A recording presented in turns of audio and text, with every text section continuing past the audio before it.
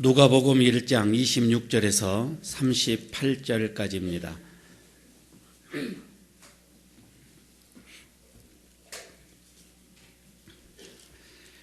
신약성경 제 성경은 87쪽입니다. 누가복음 1장 26절에서 38절까지 제가 봉독합니다. 여섯째 달에 천사 가브리엘이 하나님의 보내심을 받아 갈릴리 나사렛이란 동네에 가서 다윗의 자손 요셉이라 하는 사람과 약혼한 처녀에게 이르니 그 처녀의 이름은 마리아라. 그에게 들어가 이르되 은혜를 받은 자여 평안할지어다. 주께서 너와 함께 하시도다 하니 처녀가 그 말을 듣고 놀라 이런 인사가 어찌함인가 생각하매 천사가 이르되 마리아여 두려워하지 말라. 내가 하나님께 은혜를 입었느니라. 보라 내가 잉태하여 아들을 낳으리니 그 이름을 예수라 하라. 그가 큰 자가 되고 지극히 높으신 이의 아들이라. 일컬어질 것이요 주 하나님께서 그 조상 다윗의 왕위를 그에게 주시리니 영원히 야곱의 집을 왕으로 다스리실 것이며 그 나라가 무궁하리라. 마리아가 천사에게 말하되 나는 남자를 알지 못하니 어찌 이 일이 있으리이까. 천사가 대답하여 이르되 성령이 내게 임하시고 지극히 높으신 이의 능력이 너를 덮으시리니 이러므로 나실 바 거룩한 이는 하나님의 아들이라 일컬어지리라. 보라 내 친족 엘리사벳도 늙어서 아들을 배었느니라. 본래 임신하지 못한다고 알려진 이가 이미 여섯째 달이 되었나니 대저 하나님의 모든 말씀은 능하지 못하심이 없느니라. 마리아가 이르되 주의 여종이오니 말씀대로 내게 이루어지이다 하며 천사가 떠나가니라. 아멘. 우리 옆에 있는 분들과 인사 한번 나누도록 하겠습니다. 한 주일 동안 예수님을 기다리는 마음으로 사셨습니까? 인사 한번 하시기 바랍니다. 예. 예. 3층에 우리 집사님 잘 들리십니까? 예. 1층에 집사님 잘 들리시죠? 예. 인손 들어주시고요. 예, 감사합니다. 여기서도 잘 보입니다. 아멘 크게 해주시기 바랍니다. 예. 세상에 여러분 많이 알려진 우화 중에 하나가 고양이 목에 방울 달기라는 그 우화가 여러분 생각날지 모르겠습니다. 고양이가 아주 극성스럽게 활동하기 때문에 늘 불안해했던 이 쥐들이 함께 모여서 회의를 합니다. 자신들이 당면한 이 문제를 파악을 하고 그리고 어떻게 대처를 해야 할지 여기에 대해서는 모두가 다 같은 마음이었어요. 회의가 아주 순조롭게 잘 진행이 돼 갑니다. 마침내 해결 방안도 마련이 됐습니다. 자신들을 이렇게 괴롭게 하는 이 무서운 고양이 목에 방울을 달고서 소리가 나면 얼른 우리가 도망가는 걸로 이렇게 했습니다. 그러나 이런 결정을 내렸지만은 막상 실행 단계에 들어가서 보니 나서서 고양이의 목에 방울을 걸 사람이 아니죠. 걸 쥐가 하나도 없었습니다. 그런데 저는 우리들이 지금 살고 있는 이 세상이 이런 예들이 참으로 많이 있습니다. 해야 할 당위적인 문제를 앞에 놓고 그 필요에 대해서는 모두가 다 공감을 합니다. 그리고 거기에 대해서는 문제를 제기할 사람도 없습니다. 당연히 그렇게 해야 되지요. 이렇게 우리들이 말들을 많이 하지요. 하지만 막상 그 역할이 나에게 들어오게 되면 나에게 맡겨지게 되면 우리는 뒷걸음질을 다 치게 되지요. 오늘까지 우리가 사역 지원서를 다 내게 되어지는데 꼭 이건 다 해야 할 일들입니다. 우리는 그렇게 다 알고 있습니다. 그러나 이 봉사의 직임이 나에게 오는 것은 원치가 또 않다 이 말입니다.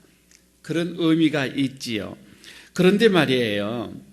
어느 날 갑자기 내 자신이 받아들일 수 없을 만큼 형용할 수 없을 만큼 상상할 수도 없을 만큼 큰 요구를 나에게 해옵니다.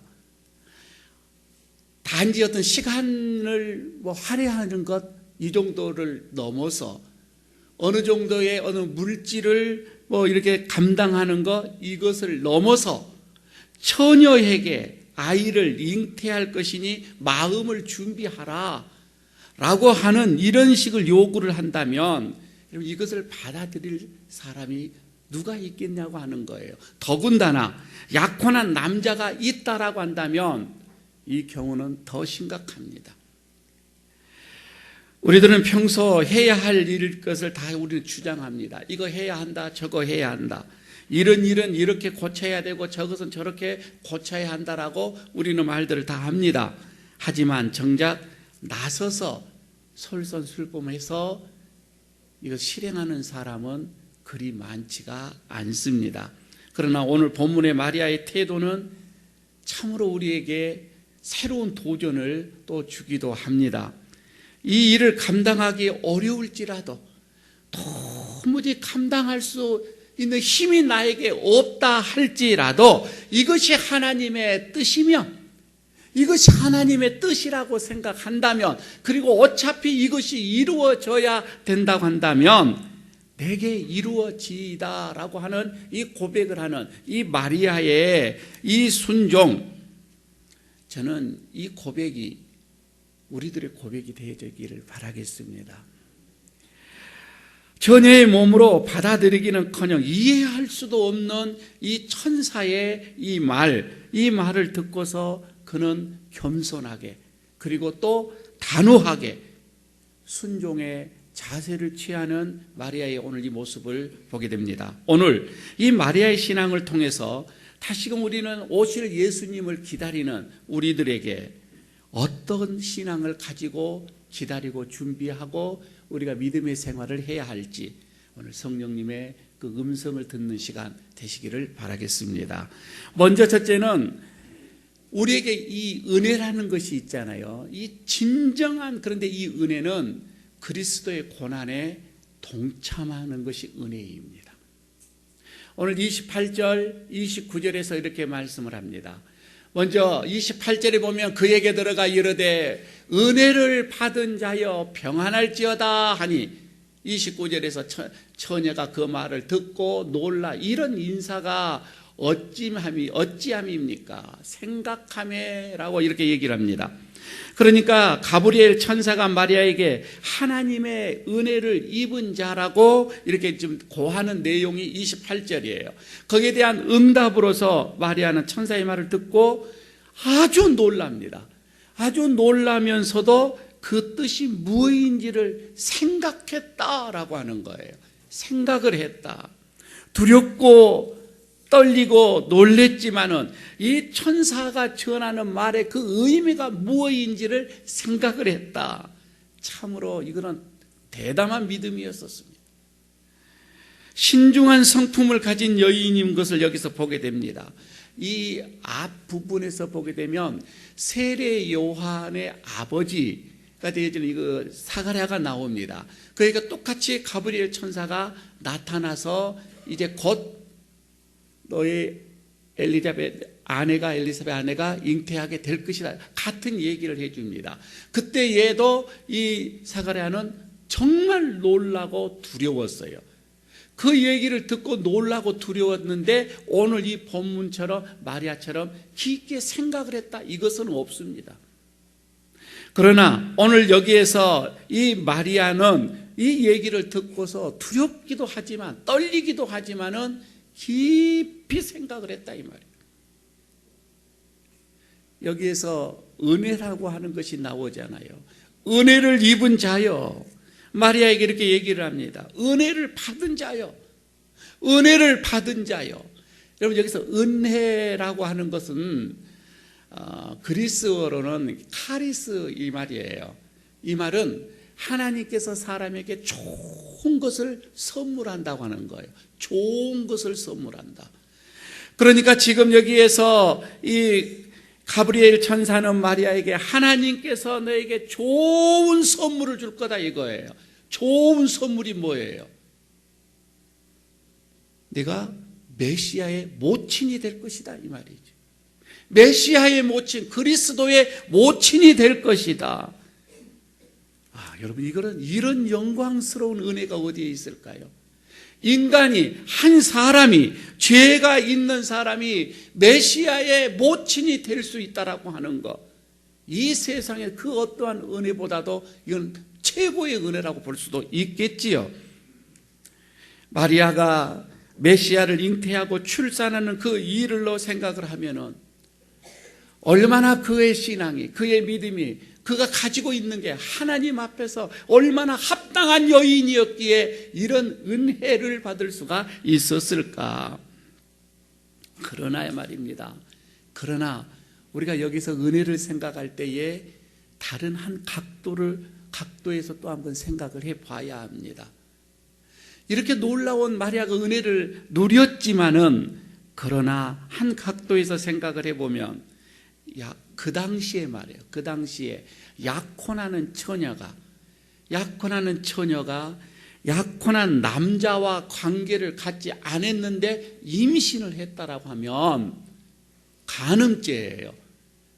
그때 당시에 사형인데 돌로 쳐 죽이는 사형입니다. 돌로 쳐 죽어야 합니다. 그런 사형의 위험성을 그는 갖고 있는 거예요. 두 번째, 한편으로는 은혜를 이렇게 받았지만 자기 아들을 어느 시점이 되면 내놓아야 하는, 보내야 하는 어머니의 그 아픔도 있는 거예요. 아니, 더 큰 아픔은 뭐냐면 그 아들이 십자가에서 처절하게 죽는 모습을 눈으로 봐야 하는 거예요. 여러분, 결코 그 은혜가 우리가 생각하는 아름답고 영롱하고 깨끗한 것만은 아닌 것 같아요. 한편으로 생각해 보면은 이건 고통스러운 거예요. 우리는 생각을 합니다. 하나님께 은혜를 받았다, 하나님께 은혜를 누렸다, 하나님으로부터 은혜가 나에게 임하였다 라고 우리가 생각할 때는 사업이 잘 되고 번창을 하고 자녀들이 잘 되고 건강하고 무병장수를 하게 되어지고 세상에서의 어떤 지위나 권세가 높아져 가는 것, 우리는 이렇게 은혜를 누린다라고 생각을 합니다. 그러나 오늘 여기에서 보게 되면은 진정한 또 하나의 은혜는 그리스도의 고난에 동참하는 것입니다. 이건 은혜라고 얘기합니다. 하나님이 나로 하여금 주님의 그 나라, 주님과 주님의 그 나라에 이 희생에 동참시킬 수 있는 이거는 은혜가 아니고서는 할 수가 없습니다. 하나님의 나라에 내가 희생의 동참자로 들어간다고 하는 것, 놀라운 일이지요. 왜냐하면 주의 고난에 동참하는 것은 바로 이것은 주님의 영광에 동참한 것과 같다 이 말입니다. 주님의 영광에 동참하는 것은 항상 고난의 동참이 먼저 있는 거예요. 세상에서 아무리 큰 부귀 영화를 여러분 우리가 누린다 할지라도 장차 주의 영광의 동참, 이것과 비교해서 보면은 아무것도 아니게 될 것이지요. 그러므로 여러분, 우리는 그리스도 고난에 동참하는 것, 이것도 하나님께서 나에게 주시는 진정한 은혜다. 이것을 여러분 우리가 알아야 되겠죠. 그래서 바울 사도는 그렇습니다. 사도로 부르심을 받고 그가 사도의 일을 하면서 수많은 매를 맞습니다. 굶주립니다. 헐벗습니다. 많은 사람들로 인해서 조롱을 받습니다. 천대를 받습니다. 억울한 일을 당합니다. 그러면서도 그는 이 모든 삶이 하나님의 은혜라 이렇게 고백을 하고 있는 거예요. 예수님께서도 마태복음 5장 10절에서 12절에 이렇게 말씀을 하죠. 의를 위하여 박해를 받는 자는 복이 있나니 천국이 그들의 것임이라. 나로 말미암아 너를 욕하고 박해하고 거짓으로 너희를 거스려 모든 악한 말을 할 때에는 너희에게 복이 있나니 기뻐하고 즐거워하라. 하늘에서 너희의 상이 큼이라. 너희 전에 있던 선지자들도 이같이 박해하였느니라. 여러분, 마리아처럼 하나님의 은혜를 받는 것이 무엇인지 다시 한번 심사숙고하는 시간 되시기를 바라겠습니다. 나만 잘 되어지는 것, 여러분 이게 은혜가 아니라 주를 위해서 내가 손해도 보고 주를 위해서 내가 고난을 당하는 것도 이것도 진정한 하나님의 은혜다 이 말이에요. 은혜를 입은 거다 이런 말입니다. 그래서 행여 여러분 내가 예수님을 기다리고 예수님을 영접을 하고, 그래서 내가 신앙생활을 하면서 어려운 일들, 고난을 당할 때에 여러분 더욱더 하나님께 감사하면서 하나님을, 예수님을 기다리는 저와 여러분 되시기를 바라겠습니다. 두 번째는 여기서 마리아의 이 모습을 바라보면서 우리의 구세주는 한 분 예수님뿐이다 라고 하는 것을 오늘 본문에서 보게 됩니다. 31절을 보시기 바랍니다. 보라, 내가 잉태하여 아들을 낳으리니 그 이름을 예수라 하라. 지금 천사가 마리아에게 잉태하여 아들을 낳을 것인데 그 아들의 이름을 예수라 하라, 이렇게 지시를 합니다. 여기서 우리는요, 인류의 구세주로 이렇게 구세주로 오시는, 나시는 이의 이 이름을 지금 하나님께서 친히 지어서 주는 거예요. 예수라고 하는 이름을 친히 하나님께서 주신 거예요. 예수라고 불러야 한다고 하는 것입니다. 여러분, 예수라고 하는 뜻이 뭐입니까? 예수, 이 말은 히브리 말로는 여호수아 그 뜻이죠. 근데 헬라식으로 예수예요. 근데 이거는 하나님은 구원이다 라고 하는 그런 뜻이죠. 하나님은 구원이시다. 여러분, 지금 예수님은 이렇게 하나님이 직접 구세주임을 증명하기 위하여서 이름까지도 친히 명명을 하여서 보내주는 거예요. 이분이 바로 구세주다, 구원이다, 하나님의 구원이다, 이 말씀이죠. 결코 지금 예수님은 세상에서 태어나는 것이 아니라 이 말이에요. 세상에서 태어나는 것이 아니고 사람에 의해서 태어나는 것이 아니고 성령에 의해서, 하나님께서 이 성령에 의해서 잉태하게 하고 그 아들을 이 땅에 구세주로 내가 보낸다, 내가 보낸다, 하나님께서 보내신다, 이 말이에요. 또 그리스도 예수 외에는 다른 구세주가 없다라고 얘기를 합니다. 욥기서 보게 되면 25장 4절에서도 하나님 앞에서 사람이 어찌 의롭다며 여자에게서 난 자가 어찌 깨끗하다 하랴, 이 말씀이 있습니다. 이 땅에서 태어난 사람 중에서 구세주가 될 만한 사람은 없다, 이런 뜻이겠죠. 없습니다. 그래서 베드로 사도는 사도행전 4장 12절에서 다른 이로서 구원을 얻을 수가 없나니 천하 사람 중에 구원을 얻을 만한 다른 이름을 우리에게 주신 적이 없다라고 말씀을 하고 있습니다. 없습니다. 그러므로 여러분, 우리를 구원하고 우리에게 영생을 주실 분은 한 분, 예수 그리스도인 줄로 믿으시기를 바랍니다. 그 외에는 없다, 이 말이에요. 그런데요, 세상 끝날 때가 되어지며 마지막 때가 되어져 갈수록 거짓 그리스도, 내가 그리스도다, 내가 메시아다라고 하는 사람이 이 땅에 많이 창궐한다고 하는 거예요. 많이 나타나게 될 것이라고 하는 겁니다. 지금도 우리나라에서도 내가 예수라고 하는 사람, 그리스도라고 하는 사람이 23명이나 됩니다. 지금도 그렇습니다. 하나님이라고 하는 사람이 3사람이나 있습니다. 이거는 마지막 때가 가까워 있음을 우리에게 말씀해 주고 있는 것이지요. 고린도전서 8장 5절에서 6절에 이렇게 말을 합니다. 비록 하늘에나 땅에나 신이라 불리는 자가 있어 많은 신과 많은 주가 있으나 그러나 우리에게는 한 하나님 곧 아버지가 계시니 만물이 그에게서 났고 우리도 그를 위하여 있고 또한 한 주 예수 그리스도께서 계시니 만물이 그로 말미암고 우리도 그로 말미암아 있느니라. 여러분, 세상에는 많은 종교가 있고요, 많은 신앙의 대상자가 있습니다. 그러나 우리에게 영생을 주실 분은 바로 그리스도 예수밖에 없음을 오늘 분명하게 말씀을 합니다. 예수 외에는 다른 구원이 없습니다. 오직 예수님만이 내 구주고 유일하게 나를 구원하실 분, 신앙의 대상으로 삼고 힘들고 어려워도 여러분 가시기를 바랍니다. 세 번째는 순전한, 이 순진한 성도를 하나님께서 쓰신다고 하는 것입니다. 34절을 보시기를 바랍니다. 마리아가 천사에게 말하되 나는 남자를 알지 못하니 어찌 이 일이 있으리까? 라고 얘기를 하죠. 아들을 낳을 것이라는 천사의 말을 들은 이 마리아, 나는 사내를 알지 못합니다. 그러니 어찌 이런 일이 있을 수가 있습니까? 라고 반문을 하죠.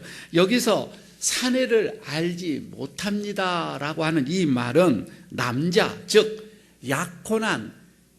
약혼자 이 요셉과 동침한 경험이 전혀 없습니다. 그 뜻입니다. 나는 아직 한 번도 약혼은 했지만은 동침을 하지 않았습니다. 순전한 처녀라 이 뜻입니다.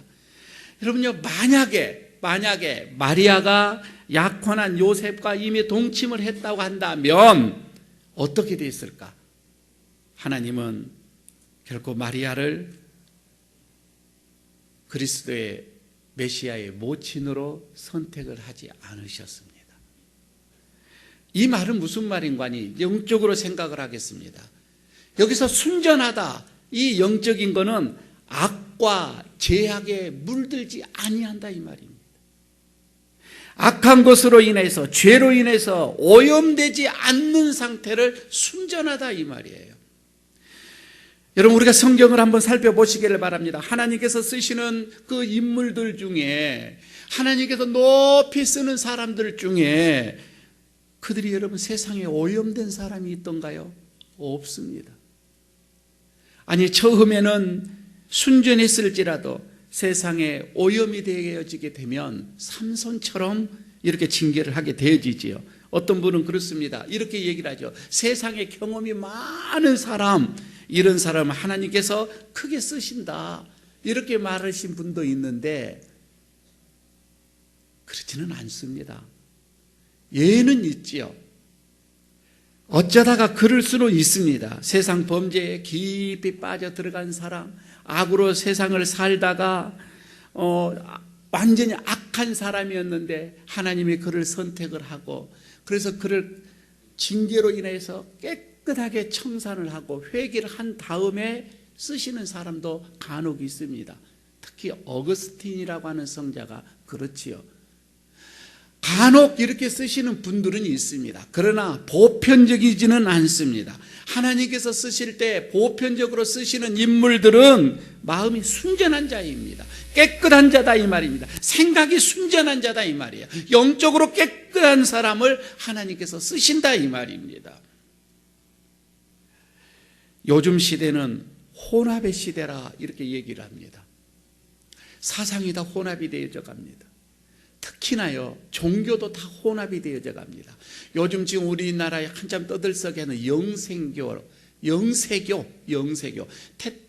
최태민 씨가 만든 영세교, 이거는요 불교, 기독교, 청도교 이 세 개를, 천도교 이 세 개를 합해서 만든 거예요. 말세에 우리가 가진 이 신앙 순수하게 지키는 것이 쉽지는 않습니다. 그러나 여러분, 우리는 세상으로부터, 악으로부터 혼탁하면서 우리의 자신을 지켜나가야 합니다. 이럴 때 하나님께서 우리를 귀하게 쓰시는 그릇으로 만든다 이 말씀입니다. 욥기 27편 7장, 욥기 27장 5절에서 내가 죽기 전에는 나의 온전함을 버리지 아니할 것이라. 내가 죽을 때까지 순전함을 지켜가겠다, 이런 고백입니다. 8장 20절에서도 하나님은 순전한 사람을 버리지 아니하시고 악한 자를 붙들어 주시지 아니한다 라고 했습니다. 하나님께서는 순전한 자는 버리지 않습니다. 그러나 악한 자는 절대 함께하지 않겠다고 하시는 겁니다. 욥과 같이 이런 다짐으로 우리는 혼탁한, 혼합된 이런 세상에서 우리의 믿음을 지켜가야 할 이런 은혜, 이런 의무가 우리에게 또한 있을 줄로 믿습니다. 마지막 하나를 더 보도록 하겠습니다. 마리아의 이 순종의 자세를 우리는 이제 본받아야 할 것입니다. 38절을 보시기 바랍니다. 마리아가 이르되 주의 여종이오니 말씀대로 내게 이루어지이다 하며 천사가 떠나가니라. 천사를 통해서 주신 하나님의 이 수태고지에 대한 마리아의 최종 응답입니다. 그녀는 그렇습니다. 주의 계집종이오니 말씀대로 내게서 이루어 주십시오. 이루어가 주십시오. 라고 이렇게 순종을 하게 됩니다. 하나님의 뜻에 전적으로 순종을 하겠습니다. 그 뜻이에요. 비록 내가 이 일로 인하여서 내 인생이 끝난다 할지라도, 많은 사람들로 인해서 주홍글씨라고 하는 이런 폐마를 내가 달고 다닌다 할지라도, 사람들에게 고난과 비난과 어떤 이런 수모의 어떤 이런 삶을 내 인생이 살아간다 할지라도, 하나님 뜻 나에게서 이루어가 주십시오. 이루어가 주십시오. 이거는, 이 순종은 참으로 겸손의 순종입니다. 겸손한 자세의 순종입니다. 자신에게 이런 닥칠 이 고난에도 자기는 순종을 하겠다고 하는 이 고백, 저는 이게 하나님께서 마리아를 선택한 이유라고 봐집니다. 이런 순종이 있었기에 하나님께서는 이 마리아를 모친으로 선택을 하게 되어지는 거예요. 그녀는 하나님께 쓰임을 받을 수 있는 가장 중요한 이 요소, 순종의 자세를 갖추고 있었습니다. 하나님의 나라와 그 뜻을 위해서 자신을 온전하게 희생을 하고자 하는 이런 순종. 여러분, 우리에게도 이런 마리아와 같은 순종의 자세가 있기를 간절히 바라겠습니다.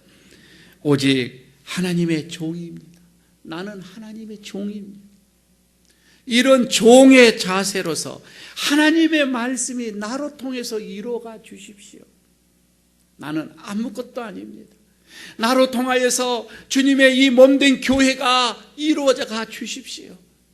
나 한 사람으로 통하여서, 내가 죽음으로 통해서 주님의 몸된 교회가 부흥돼 가 주십시오. 주님의 나라가 확장돼 가 주십시오. 여러분, 이런 고백의, 이 순종의 고백, 우리는 두고두고 본받아야 할 순종의 온형인 줄로 믿습니다. 제가 잘 아는 이 목사님이 얼마 전에 제게 이런 얘기를 합니다. 참 경제적으로 힘들고 어려울 때가 있었는데, 그래서 하늘만 쳐다보고 있었는데, 어느 날 부목사 때에 섬겼던 교회에 집사님께서 전화가 오더랍니다. 그리고는, 목사님, 제가 갑자기요 생각지도 않은 보너스를 받게 됐는데 이 보너스를 어디에다가 사용할까 기도를 하는데 자꾸만 목사님 생각이 납니다. 이러더라는 거예요. 그러면서 이것을 전액을 다 돌려보내겠습니다. 이 목사님이 감동이 와가지고, 그렇지 않아도 열심히 기도하고 있었는데, 하나님께서 나에게 이런 큰 내 기도를 응답해 주셨구나 생각해서 보니까, 다는 아니지만은 자기가 그동안 밀린 공과금, 또한 은행의 이자 하면서 이거 어느 정도 한숨을 돌릴 수 있는 금액이었다는 거예요. 너무너무 감사하고 좋아서 하나님께 이제 감사의 기도를 드리는 거예요. 하나님 감사합니다. 그 집사님 축복해 주시고요. 한참 하는데 자꾸 기도 중에 자기 친구 목사 이 부인 사모가 병원에 입원해 있는 모습이 자꾸 또 떠오르더라는 거예요. 그래서, 목사님, 저에게 지금 이 공과금 내라고 주신 거 아닙니까? 저에게 이거 어떻게 저에게 주신 돈 아닙니까? 하는데도 자꾸 병원에서 사모님의 얼굴이 나오고 목사님이 기도하는, 친구 목사가 기도하는 모습이 자꾸 나오더라는 거예요. 이상타 해서 순종하겠습니다 하고는 그 전액을 다 찾아가지고 병원을 가는데 친구 목사가 기도하고 있는 거예요. 퇴원을 못 시키고 기도하고 있더라는 거예요. 그래서 이 돈이 네 돈인가 보다 하고 이렇게 주니까 딱 그만큼이 부족하다라는 거예요. 그만큼. 그래서 퇴원을 시키고, 그래도 집에 오니 마음이 너무 좋잖아요. 하나님께 내가 순종을 했다, 성령님의 음성에 순종을 했다 라고 이렇게 기쁜 마음으로 목양실에 와서 앉으니 그 앞에 그보다 딱 2배가 더 와 있더래요. 2배가. 하나님은 항상 우리에게 이런 시험을 주시는 것 같아요. 참 순종의 시험이 그렇게 여러분 쉽지만은 않습니다. 우리의 눈앞에 보여지고 지금 내게 당면하는 것 생각하면 순종하기가 그리 쉽지는 않습니다. 그러나 분명한 것은 믿음의 열매, 믿음이 마지막 믿음에서 열매를 열리는 것은 순종이에요. 순종입니다. 그래서 믿음이 깊어갈수록 순종의 자세입니다. 순종할 수 없는 믿음은 아직은 허상의 믿음입니다. 온전한 믿음이 아니라고 하는 것이죠. 오늘 우리 모두 마리아의 이 순종의 자세를 다시 한번 본받는 아름다운 성도님들 되시기를 바라겠습니다. 에일교회 성도 여러분, 오늘 이 말씀을 우리가 생각을 해보면서 다시금 우리의 마음속에 다짐을 합니다. 예수님을 구주로 우리가 영접을 하고 그리고 신앙생활 하면서 잘 신앙생활, 믿음의 생활을 하고 있지만 그 중에 찾아오는 모든 고난, 이 어려움, 이것은 장차 하나님의 영광에 우리가 들어가는 하나의 기회, 은혜다. 이것을 알고 여러분 힘써 고난 속에서도 감사하는 여러분들 되시기를 바라겠습니다. 두 번째는 예수님 한 분만이 참 하나님이심을 우리가 고백을 하게 되어지고요. 그리고 세상의 그 어떠한 상황 속에서도 자신을 정결하게 순결하게 지켜가는, 그래서 하나님의 귀한 그릇으로 쓰임받는 자들이 되시기를 바라겠습니다. 무엇보다도 마리아처럼 순종의 신앙, 이것을 다시 한번 오늘 다짐을 하는, 그래서 주의 성탄을 기다리는 여러분들 되시기를 바라겠습니다. 다음 주일 기쁘고 행복한 성탄절 되시기를 바라겠습니다. 아버지 하나님, 오늘 마리아의 대림절을 생각을 하면서 어떻게 예수님을 기다리고 준비하였는지 오늘 그의 믿음, 그의 신앙으로 통하여서 다시금 우리의 대림절을 생각합니다.